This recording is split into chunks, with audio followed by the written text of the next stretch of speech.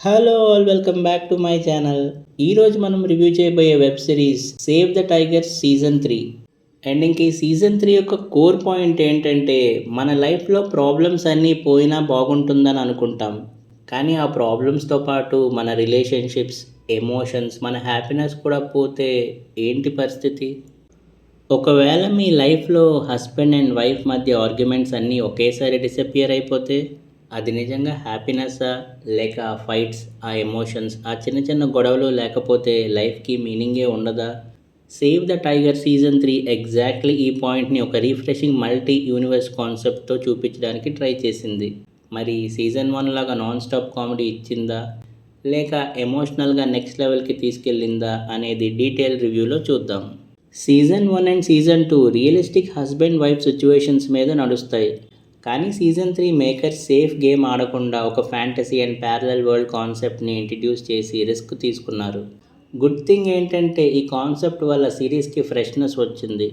కొన్ని facing issues ఉన్నా ఓవరాల్గా ఫ్యామిలీ ఆడియన్స్కి కనెక్ట్ అయ్యే ఎమోషన్స్ అండ్ కామెడీ రెండూ బ్యాలెన్స్ చేశారు. అండ్ ఇంకా స్టోరీ లైన్ అయితే అదే ముగ్గురు ఫ్రెండ్స్ గంటా, రవి, రాహుల్ మరియు విక్రమ్తో కంటిన్యూ అవుతుంది. వాళ్ళ మ్యారేజెస్లో ప్రాబ్లమ్స్తో విసిగిపోయి ఈ ముగ్గురు ఫుల్ ఫ్రస్ట్రేషన్లో లార్డ్ ఇంద్రాని బ్లేమ్ చేస్తారు. అప్పుడు లార్డ్ ఇంద్ర ఒక ప్యారలల్ వరల్డ్ ఎక్స్పెరిమెంట్ స్టార్ట్ చేస్తాడు.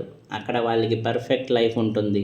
మనీ ప్రాబ్లమ్స్ ఉండవు, హౌస్ హోల్డ్ రెస్పాన్సిబిలిటీస్ ఉండవు, వైఫ్స్ కూడా పర్ఫెక్ట్గా ఉంటారు. ఈ డ్రీమ్ లైఫ్ అనుకున్నంత పర్ఫెక్ట్ కాదని వాళ్ళకి అర్థమవుతుంది. కాన్ఫ్లిక్ట్స్ లేకపోతే ఎమోషన్స్ ఉండవని, ఎమోషన్స్ లేకపోతే రిలేషన్షిప్స్కి వాల్యూ ఉండదనేది ఈ సీజన్ ఒక మెయిన్ పాయింట్. ఎండింగ్కి సీజన్ 3 ఓవరాల్గా 7 ఎపిసోడ్స్తో ఉండగా ఎపిసోడ్ 1 నుంచి 3 వరకు చాలా ఎంగేజింగ్గా ఉంటాయి. రియల్ వరల్డ్ ప్రాబ్లమ్స్ ఎస్టాబ్లిష్ చేసి ఎపిసోడ్ 3లో ప్యారలల్ వరల్డ్కి స్విచ్ చేసిన విధానం చాలా స్మూత్గా ఉంటుంది.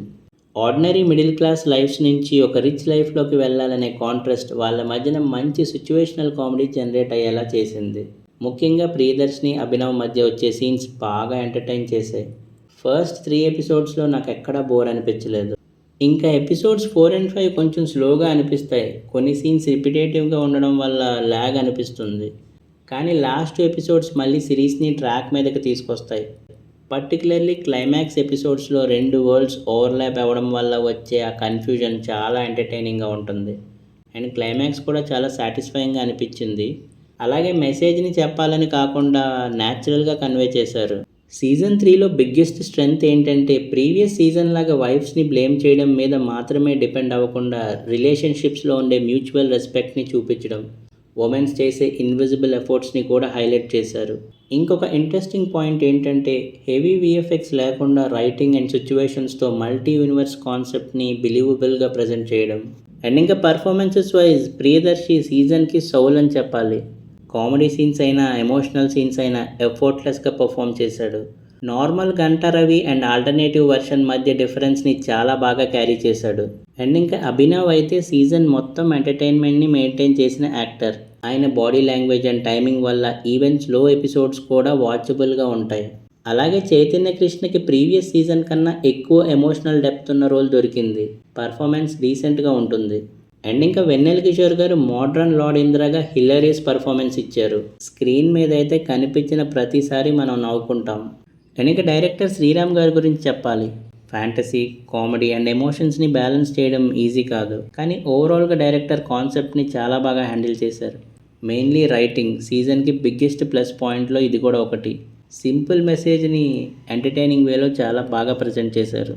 అండ్ ఇంక ఈ వెబ్ సిరీస్ ఒక పాజిటివ్స్ విషయానికి వస్తే fresh multi universe concept, strong performances by Priyadarshi and Abhinav, good family emotions, clean humour and emotional climax. And ఈ సీజన్ ఒక నెగిటివ్స్ విషయానికి వస్తే మిడిల్ ఎపిసోడ్ స్లోగా ఉంటాయి.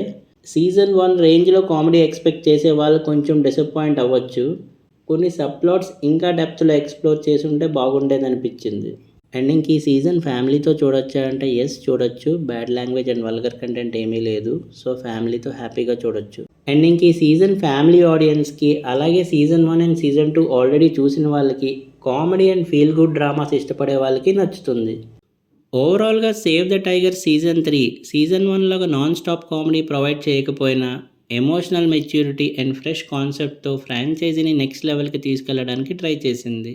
పేసింగ్ ఇష్యూస్ ఉన్న, performance writing and heart warming climax వల్ల ఇది ఒక ఎంజాయబుల్ ఫ్యామిలీ ఎంటర్టైనర్గా నిలుస్తుంది. ఈ సిరీస్ చూసాక మీకు ఎలా కనిపించిందో కింద కామెంట్స్లో మెన్షన్ చేయండి. వీడియో నచ్చితే లైక్ చేయండి, ఛానల్ని సబ్స్క్రైబ్ చేసుకోండి. మళ్ళీ నెక్స్ట్ వీడియోలో కలుద్దాం. Thank you for watching.